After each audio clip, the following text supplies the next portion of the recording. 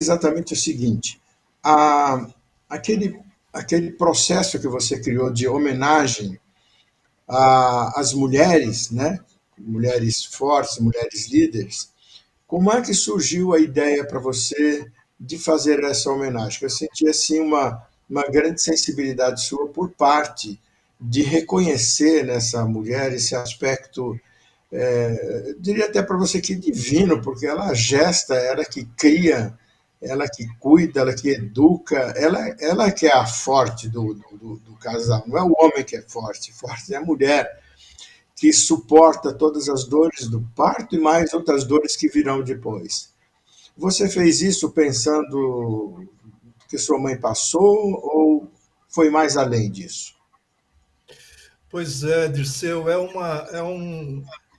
uma inspiração, obviamente, a partir de um start, a partir de um gatilho, né, que nos causou, inclusive, uma reflexão muito grande sobre a nossa posição no mundo, sobre a nossa função social, sobre a nossa missão, né, por que, que a gente existe, inclusive. Né? Então, eu tive alguns privilégios na vida de ter chances de retomar, e todas essas retomadas eu lembro da minha vida toda, desde a infância, existia uma mulher presente, acolhendo, Uhum. inspirando e sendo a grande vetora mesmo dessa energia, dessa força que nos move, que nos conduz e que nos direciona. Então, a minha mãe, obviamente, foi a maior delas, porque ela me salvou em vários momentos da minha vida onde eu estava sendo ou me desencaminhando por uma série de fatores, né? E a minha mãe sempre acabava me resgatando. Então, ela era uma grande líder presente na minha história, e foi, porém, depois que ela se tornou uma pessoa com deficiência, ela passou a ser uma pessoa desimportante, socialmente falando. Ela passou a ser uma pessoa desconsiderada, uma pessoa menor, uma pessoa quando as pessoas todas se afastaram. Então, isso é um fenômeno que acontece muito claramente com todo mundo que convive nesse universo nosso adaptado, do universo da deficiência, e a minha mãe sofreu profundamente isso, além de todo um contexto social que nós todos, do qual nós todos somos vítimas, né?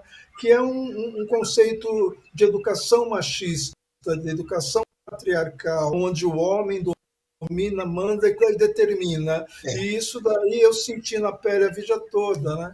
Então, em função disso que eu falei, puxa, eu devo fazer alguma coisa, especialmente em homenagem à memória da minha mãe, que ela queria ser uma pessoa grandiosa em vida. Ela tinha esse sonho de ser reconhecida, de ser amada pelos netos, de ser uma pessoa que deixasse uma marca no mundo. E, no entanto, ela morreu como uma pessoa absolutamente menor.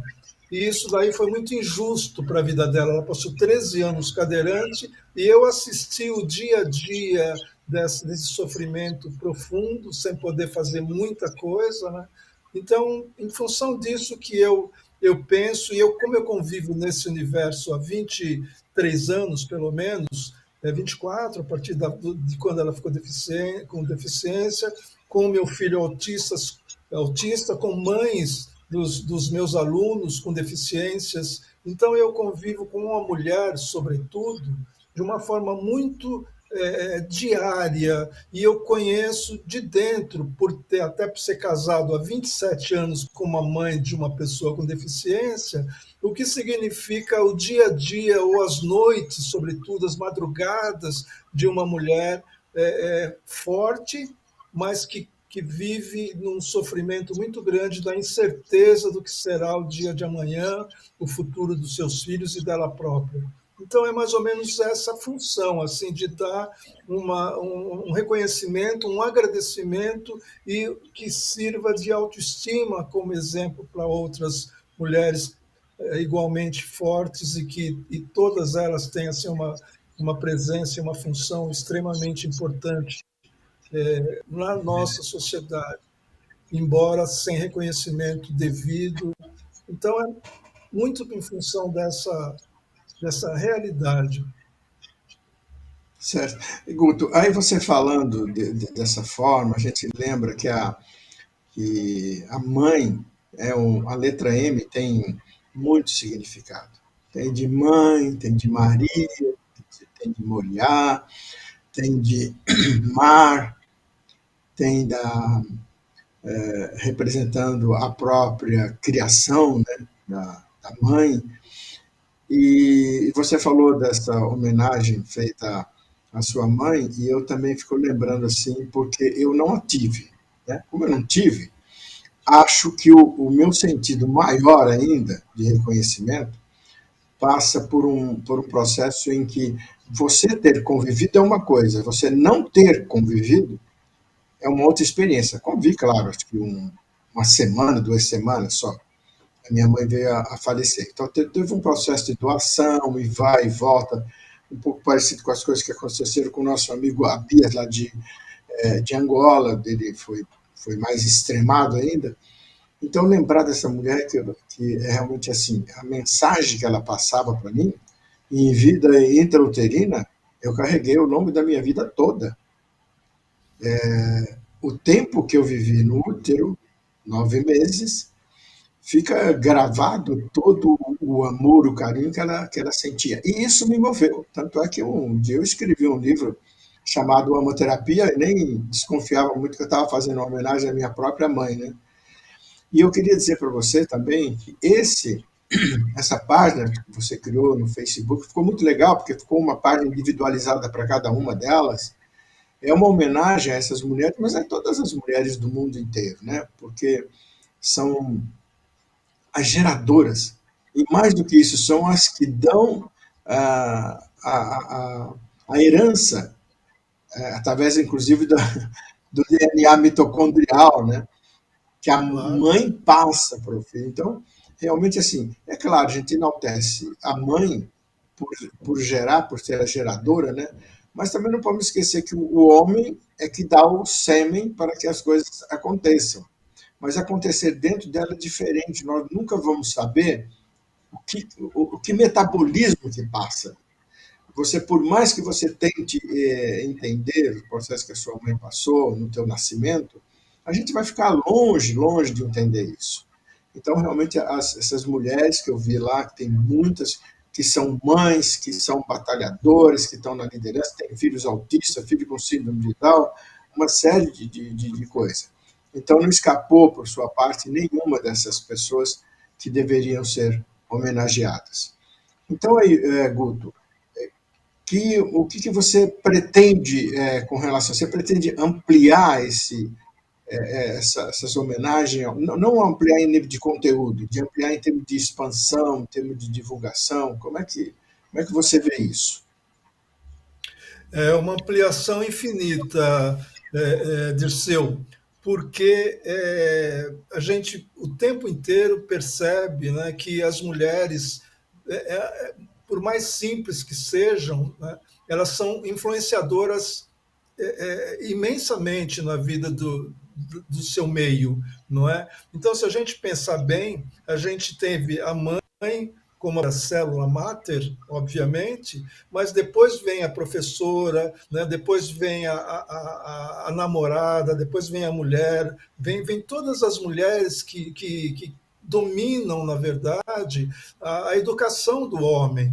Né? Historicamente, a educação sempre foi delegada, sobretudo, à mulher, né? A primeira educação, a educação É, mais fundamental, né? Então, isso vem depois das professoras também. Né? O que acontece é essa realidade da presença da mulher de uma forma muito marcante no homem gera uma dicotomia eu acho que psíquica, inclusive, na cabeça do homem, porque ele resiste ao seu lado mais feminino, digamos assim, de uma forma muito forte. A educação machista vem, inclusive, da própria mulher, muitas vezes, para com os seus filhos. Né? Então, esses erros históricos que foram feitos na educação é que tornam duas pessoas desconhecidas quando se encontram. Um homem, uma mulher, um menino e a menina, quando começam a namorar, eles são seres que não se reconhecem, né? Eles não se identificam como seres humanos, na verdade, e não têm a identidade suficiente de si próprio, seu amor próprio engrandecido para poder dar ao outro o complemento que o outro necessita. Então gera isso uma distorção, porque o homem ele quer ser o grande dominador, ou a mulher tem o domínio mais subliminar, subreptício, e ela sabe disso. Força.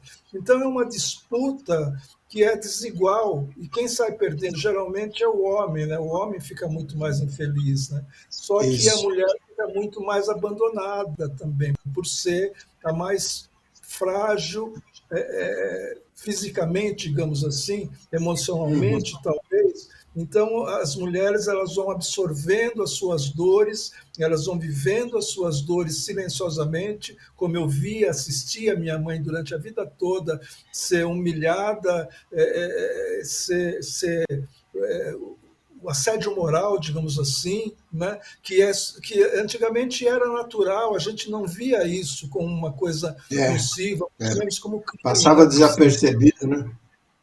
Passava, a gente achava que o homem, por ser provedor, por ser o cara que trazia o sustento para a família, que era o grande cuidador, na verdade, da família, tinha o direito também de ter a posse sobre a mulher, sobre os filhos. E isso daí foi um grande erro que veio desaguando em muita infelicidade. Hoje em dia os homens estão perdidos, a gente vê a violência toda, feminicídio, todas as violências assim que a gente assiste contra a mulher, a gente percebe que, na verdade, o homem está só demonstrando a sua grande fraqueza, a sua É, grande miséria emocional, sua grande pobreza intelectual, não é? Porque agredir uma mulher, como a gente tem assistido, não tem assim absolutamente mais lugar no mundo, né, Dirceu? é você pensar, Guto, que em pleno século XXI, uma mulher tenha que ser agredida, e que a gente sabe que isso continua acontecendo, porque você sabe que o agressor, ele é porque tem medo de ser agredido e ele não suporta. O homem, na verdade, ele se torna frágil, fraco, quando ele agride uma mulher. Principalmente na relação de casamento, na frente dos filhos. Ele Nossa. demonstra ali uma fraqueza enorme. Eu queria fazer uma outra colocação para você, já que não aconteceu o programa do Abias, mas a Liliana entrou e deu essa sugestão que eu achei genial. Nós estamos falando agora sobre um programa sobre essa questão, e aí vão tornar um pouco mais público para as pessoas entenderem o que é essa homenagem. Então, eu gostaria que você também, você homenageou sua mãe, eu acabei falando da minha, e falar da minha esposa, que teve 3 filhos maravilhosos, foi uma mulher batalhadora, sempre à frente e sempre me sustentando com as minhas fraquezas. Eu gostaria que você dissesse alguma coisa para a Liliana, porque ela teve essa ideia genial, e não me ocorreu de forma alguma que a gente viesse fazer um programa sobre mulheres fortes e mulheres líderes. Então, mulheres como a Liliana, por exemplo, elas estão assim cada vez mais presentes no empreendedorismo. E aí o que acontece? Esse empreendedorismo, essa gestão, essa sabedoria de construção, né, de construção, ela é muito mais sensível, ela é muito menos agressiva no sentido de destruição. Né? As pessoas confundem muito a coisa da competição com a destruição do adversário. Não é? Você competir significa você ter um adversário à altura, e quanto mais ele te instiga, mais ele é valioso, mais a gente deve agradecer a ele por ele ceder sua força contra a nossa resistência é muito saudável. Agora, se eu quero destruir o meu oponente, o meu adversário, e torná-lo meu inimigo, aí eu estou perdendo, eu já perdi essa batalha, isso é muito pobre. E a mulher não. A mulher ela tem consciência do todo, ela tem consciência das várias gestões individuais de cada coisa para formar o conjunto, ela tem muito a clareza de cada detalhe, a mulher tem essa necessidade, né? Tem mulheres, por exemplo, um filme que me marcou muito foi um filme que tinha a Sofia Loren, por exemplo, como uma mãe italiana de, sei lá, 7, 8 filhos, não é? E ela tinha assim um cuidado com todos eles, de manhã cedo, todos sentavam à mesa, tal. E esse olhar para cada filho que ela arrumava para ir para a escola, dava o café da manhã para cada um deles com o mesmo carinho, isso daí demonstra que uma mãe, a justiça que uma mãe distribui. E essa justiça é o da mulher empreendedora, como a Liliana, é da mulher gestora, como tantas mulheres que a gente tem visto indo para cargos de comando. E isso é muito saudável. Eu acho que quanto mais Uhum. mulheres estiverem no comando, menos haverá disputas desumanas, digamos assim. Né? Sim. Então, Inclusive, Guto, quando você estava falando aí sobre a competição, nós, dentro do conceito que a gente tem de eubiose, a gente prefere dizer o seguinte: se você vai para a competição, você já está dizendo, competir é para ganhar do outro, sobre o outro, sobrepujar o outro sobre cortes. E aí entra uma série de outras coisas no meio do caminho que não precisa nem falar o que é, né? Mas nós preferimos ter superação. Porque a superação, hoje, o Dirceu tem que ser melhor do que ele mesmo. Eu vou superar a mim. Então, eu posso ter o Guto como referência na área, por exemplo, do teu trabalho, na facilidade que você tem da tecnologia, a facilidade que você tem de estar trabalhando nesse meio da inclusão, criando uma série de projetos, o projeto da escola, a primeira universidade para as pessoas fora do pensamento fora do padrão e uma série de coisas. Isso é uma referência. É diferente de eu entrar em competição com você. Porque se eu entro em competição com você, eu vou ter que ganhar de você. E para eu ter que ganhar de você, já entra uma série de outras coisas. A superação, eu vou ser melhor do que o que eu fui hoje, o que eu fui ontem, o que eu fui o mês passado. Onde é que eu estou crescendo? Mas essa superação, realmente, esse conflito, até digo assim, ó, você vai partir para a competição, manda fazer 2 covas. Não manda só uma, não, porque você pode destruir, pode sair destruído, pode destruir-se os dois, né? Então, exato. a mãe sempre traz essa conotação desse conteúdo de superar, né? A Verdade. gente falando que a própria mãe do Abi passou, rapaz, foi uma coisa impressionante, a discriminação, e ainda, se for uma nação menos favorecida, parece que maior, mas nem sempre. Eu tive lá no Namibe, eu estava andando pela rua, ia passando em frente a um. E tinha 2 soldados armados, né, na frente do banco. Eu fiquei meio assustado do meu país, tal, mas eu continuei andando. Quando eu por eles, eu fiz um cumprimento, né? E eles se voltaram sempre para mim e disseram assim, muito obrigado.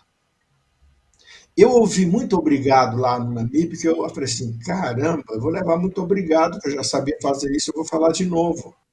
Então também não tem só o aspecto negativo. É considerada a cidade da felicidade. E realmente as pessoas estavam sorrindo, a maioria das vezes. Então, esse contexto de uma nação comparado com a nossa, os valores, os resgates, quando você está fazendo essa homenagem, nós estamos resgatando os valores dessas mulheres. O homem, sexo forte, tem até uma brincadeira que diz o seguinte: o homem tem 4 bilhões de neurônios a mais que a mulher, mas é para ele carregar a sacola da feira, para ele pegar peso, não é de inteligência. Né?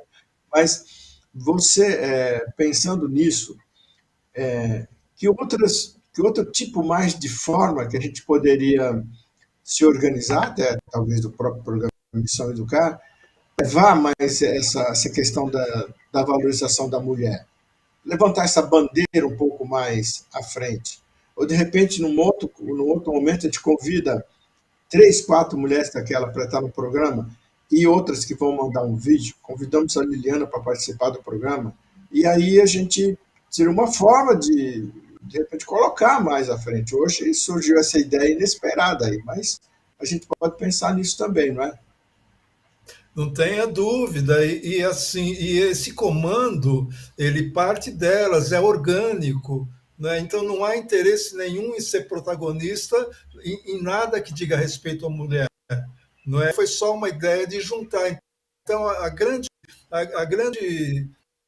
característica que eu tenho, tive a vida toda, o privilégio que eu tenho é de juntar gente boa. Isso daí, desde a minha infância, eu tive esse privilégio, porque eu morava numa casa grande, na Zona Norte, São Paulo, e a minha mãe recebia todos os meus amigos, e eu trazia amigos. A minha casa era um grande centro, além do clube, né, que a gente frequentava. A minha casa era o grande centro dos meninos e das meninas. A gente tinha uma turma grande. Então, esse hábito que a minha mãe proporcionou de receber bem os meus amigos me fez com que eu tivesse claramente essa função social, digamos assim, de juntar gente boa. E você juntando gente boa, você não precisa fazer muito, você não precisa comandar, nem ser o grande líder. Você, na verdade, isso vai acontecer organicamente. Você põe 2, 3 pessoas boas em contato, juntas, a criatividade vai aflorar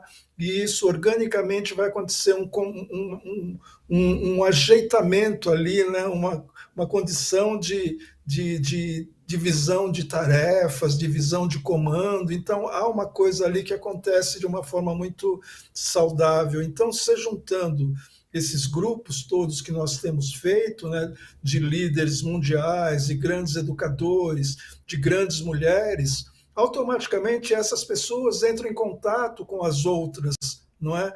E essa relação, inclusive, acontece por osmose. Você estando num grupo que você considera um grupo valioso, mesmo que você não conheça propriamente as pessoas todas que estão no grupo, você vai se aproximando delas por uma questão natural de querer conhecer melhor aquele fundamento, porque a pessoa está ali próxima de você, e isso vai fazendo com que automaticamente a gente vá também, pela inspiração, pela respiração, absorvendo essas qualidades dessas pessoas. Assim. Então, eu sou muito, me sinto extremamente privilegiado por ter essa capacidade de trazer pessoas que eu sei que são fantásticas e aproximar uma das outras, né? Então é um pouco também assim os opostos, né? Eu tenho muito prazer em estar juntando pessoas, de criar um diálogo entre opostos também, não é? Quando você dialoga com respeito sobre as diferenças e ninguém é igual, isso gera uma qualidade de resultado extremamente valioso, porque você fala, puxa, eu estou cedendo para poder dialogar com essa pessoa, eu não penso como ela, mas eu estou aceitando que ela Sim, pense como ela pensa. Isso é exatamente. valioso, porque gera a humanidade, né? Acho que o ser humano ele nasceu e a capacidade que nós temos é intelectual e de diálogo, argumento, retórica, fundamentos de discussão. Isso leva não a destruir, destroçar o outro, né? Não, é entender que o outro não é como eu, nunca será, pensa completamente diferente de mim, Oh, mas eu admiro essa diferença, não é? ô Guto, você falando aí sobre, eu estive pensando numa coisa que onde é que se deu, literalmente, essa ruptura de valores que a gente vê com a família já faz algumas décadas, e a gente olhar para uma coisa que fosse uma degradação. Mas a gente precisa tomar o cuidado de olhar nesse núcleo dessa sociedade e retirar dela o que ela tem de bom e de belo.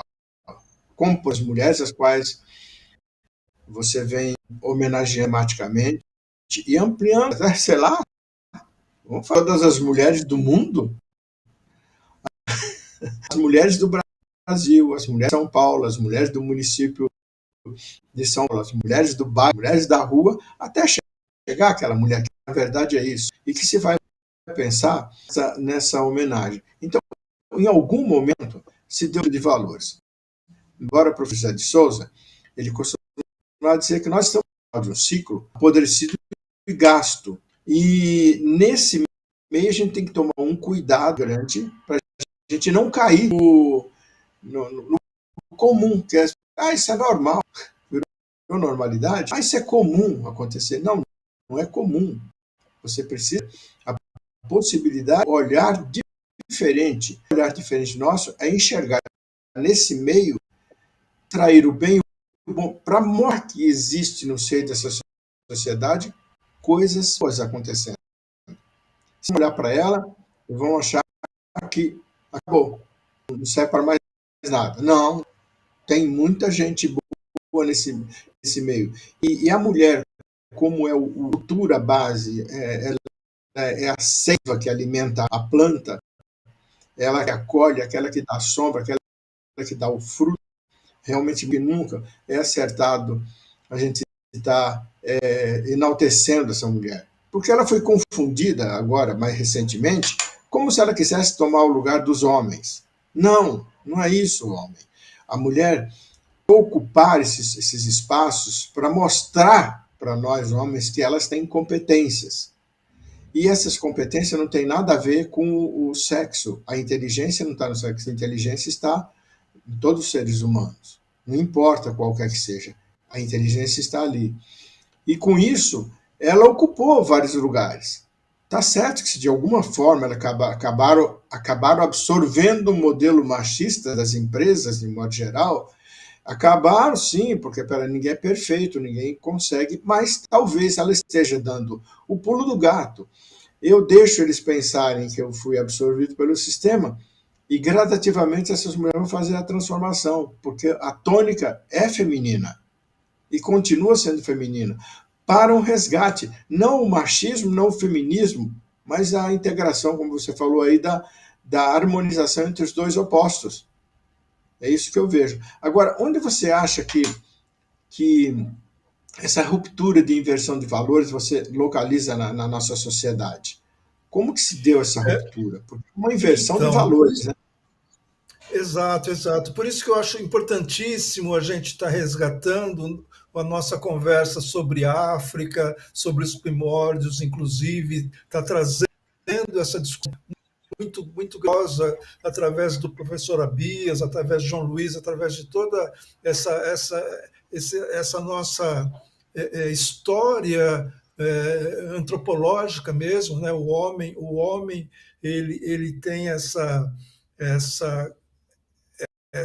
evolução acontecendo e as rupturas foram acontecendo em momentos muito claros, onde havia as guerras, onde houve os cataclismas, onde houveram assim grandes acontecimentos, né, no universo que criou rupturas e que a partir disso foram somando-se erros, né? Erros históricos até por conta da sobrevivência. Então, pela natureza, né, o fato do homem ser o grande caçador, o grande provedor, o grande dominador, isso daí foi criando um fator de um poder falso, na verdade, sobre as mulheres, por ele ser mais forte fisicamente, digamos, né? A natureza foi criando homens que eram dominadores, inclusive com haréns de mulheres, enfim, com uma série de fatores, de distorções que foram tornando a mulher cada vez mais objeto, né? De um poder masculino. E isso daí foi se constituindo, foi se perpetuando nas várias culturas, não é? Foi se distorcendo de tal forma que dificilmente isso, em poucos milhares de anos, se transformará. Mas isso vem se transformando. A gente vê as sociedades muito mais fechadas, onde as mulheres estão se colocando cada vez mais também. E é um caminho sem Isso. volta, né? Uhum. Guto, a Lilian até surpreende-nos de novo. Ela diz que tem três imagens que a gente gostaria que você fizesse o comentário sobre ela. Pode projetar aí, Maurício. Vamos lá, as três imagens. Essa daí das mulheres líderes, a segunda.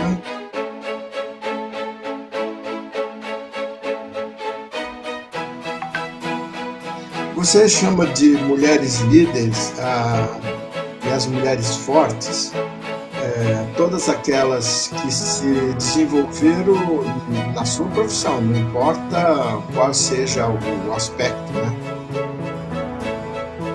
Exato.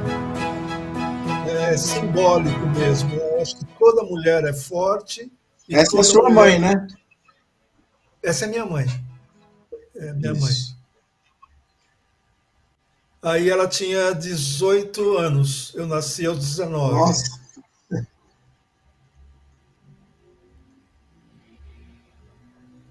Então aqui a gente faz o argumento, né? O argumento do porquê a gente desenvolve esse projeto, que é um projeto para longo prazo, é um projeto de pelo menos 10 anos, é um projeto que a gente tem em conformidade com os preceitos da ONU e da Unesco, né? Da redução das desigualdades.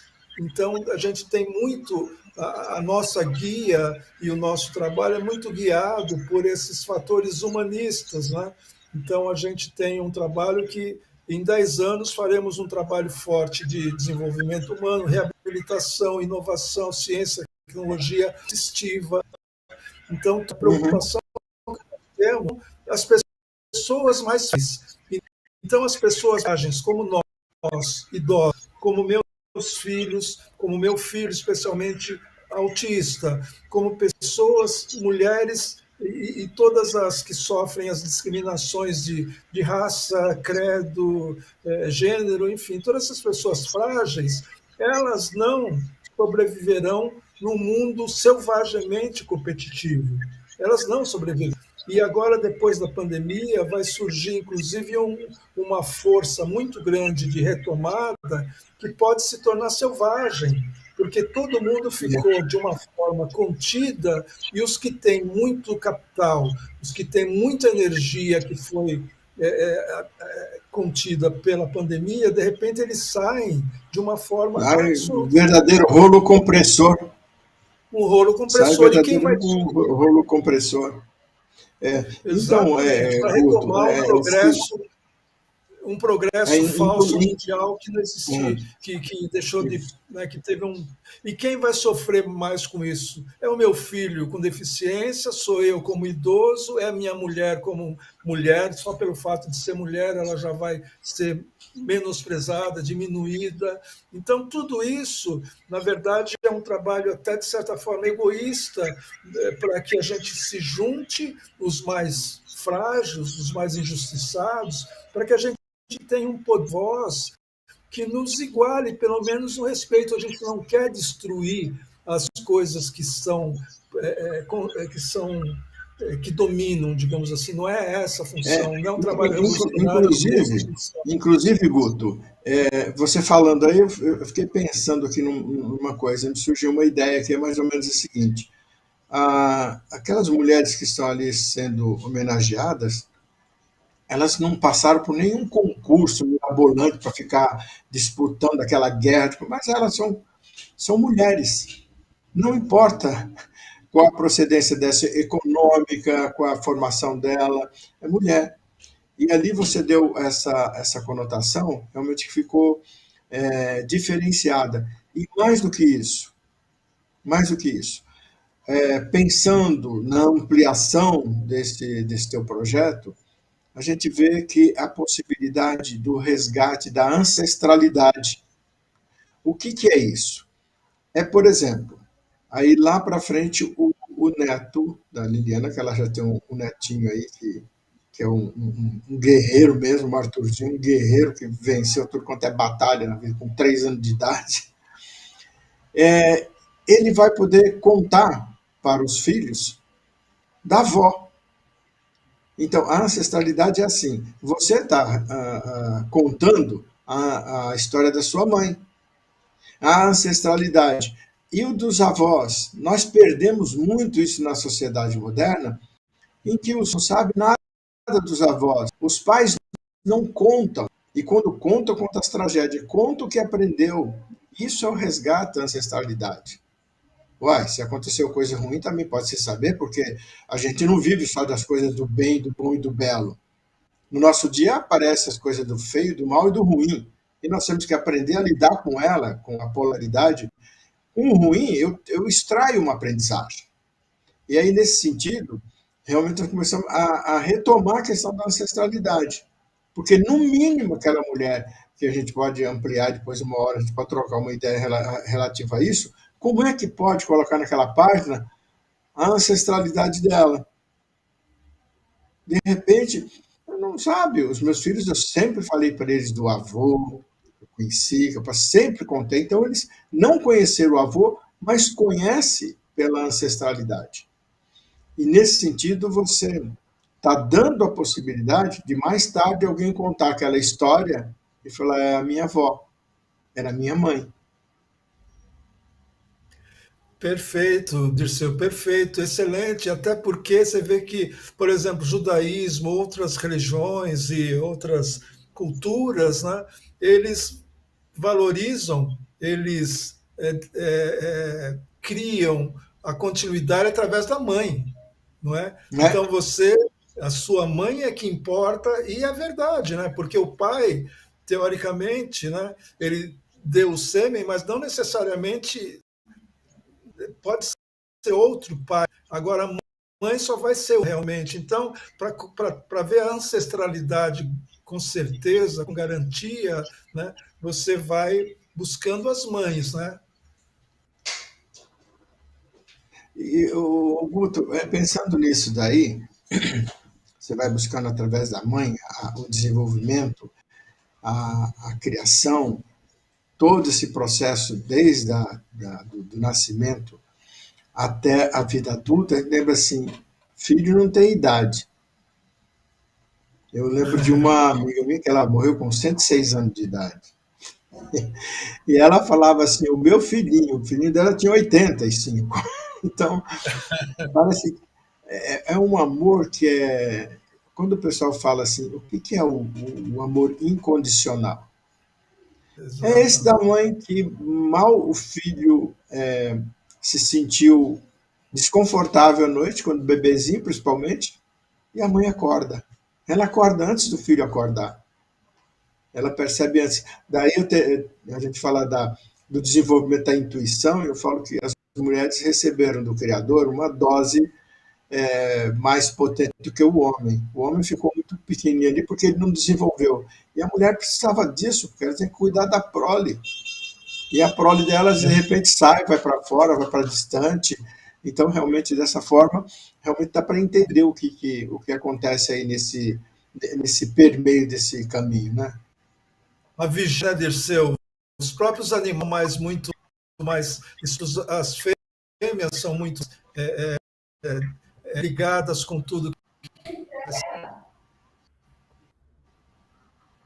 O Guto, bom, acho que a Liliana não deu toque lá, mas acho que nós estamos com nós tivemos uma bela oportunidade para estar falando sobre o programa, né? Sobre esse programa que você lançou, Mulheres Fortes, Mulheres Líderes.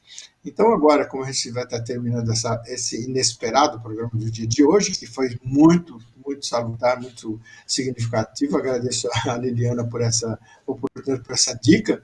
Eu gostaria que você terminasse. Você tem aí 2 minutos para você fazer as suas considerações finais, o que você gostaria de falar mais, o que vem pela frente, o que mais passa pela cabeça do João Augusto Batista, João Augusto Maia José, Batista, né? é Conhecido José. José Augusto Maia Batista, conhecido como Guto. abreviou tudo isso para chamar Tom. Mais do que merecido, né? Eu nem me reconheço muito quando falo José Augusto, eu nem lembro mais, às vezes, que esse é a origem, né? Porque a mãe, quando chama José Augusto, é porque vai vir bronca, né? A mãe, quando chama pelo nome completo, vem bronca. Então, mas, enfim, então, esse trabalho é muito esperançoso e é, na verdade, bastante ambicioso também, porque a gente pretende ir para todos os lados, todos os cantos do mesmo, com todas as ideias, e a gente tem essa grande possibilidade mesmo de juntar essas pessoas todas que são absolutamente grandiosas nas suas atuações e, enfim, a gente vai simplificando, na verdade, todas as atribuições. O que eu sinto muito, né, você falou de mulher, né, simplifica, sem dúvida. Eu acho que justificando uma mulher forte, você vai dar a característica principal, vai dar a melhor definição, a melhor atribuição. A partir disso, ela pode ser tudo. É uma mulher forte, ela é o que ela quiser ser. Ela estará aonde for necessário, aonde ela se sentir reconhecida merecidamente com isso, e vai olhar por isso, sem dúvida também. Então, isso tudo são detalhes de uma construção, né? Nós estamos construindo, assim, o nosso trabalho é uma caminhada e a gente tem essa construção da década da reabilitação. Então, esse é o nosso grande foco, assim, a gente está vivendo, nós criamos para nós, o meu filho e eu, Pedro, a minha mulher, o nosso núcleo tem muito essa consciência de que nós estamos criando uma travessia da reabilitação. E isso vai implicar em que 2032 estejamos num ponto muito mais adequado como seres humanos representativos e reconhecidos e na sua autoestima preservada. Isso é nosso sonho. Ok. Gente, nós tivemos um papo aqui inesperado, um programa para falar sobre as mulheres fortes e mulheres líderes, que eu acho que valeu o programa de hoje. E eu falei com o José Augusto Maia Batista, conhecido como Guto Maia. Ele é pedagogo, pesquisador, e não é à toa que ele tem o talentos da ONU, ele é capaz de descobrir talentos em tudo quanto é lugar. Guto, eu quero agradecer a sua participação mais uma vez nesse programa. De repente, a gente vai voltar a fazer aí de uma forma diferente. Vamos pegar 20, 30 mulheres, cada um manda um vídeo de 1 minuto, nós vamos ficar só passando, porque acho que elas merecem. Todas elas merecem, né? A mulher do Brasil e do mundo inteiro mereceria ter um minuto no Missão Educar. Mas vamos fazendo o que nós podemos, tá ok? Muito obrigado pela sua participação hoje. Eu que agradeço, Dirceu, e a nossa capacidade de improviso ela é testada o tempo todo, né? Acho que essa é a grande qualidade do super professor. Foi o que a Liliana fez, nos testou, né? Fala, por que você não faz o programa? Mas é com a gente mesmo. Então, eu quero dar como terminado hoje uma frase do Henrique de Souza que cabe muito bem aí nessa nossa fala. Ele diz o seguinte, que é muito conhecida essa frase, você já ouviu: o homem não é sábio porque sabe, ele é sábio ama. E aí demonstra todo aquele potencial feminino pelo amor, e nós homens resgatando e reconhecendo nas mulheres também é a nossa parte do aspecto do amor com sabedoria para com elas. Ok, muito obrigado para você e até uma próxima vez, até o próximo programa, que eu deverá agendar uma outra data para o programa do Abias. Um abraço.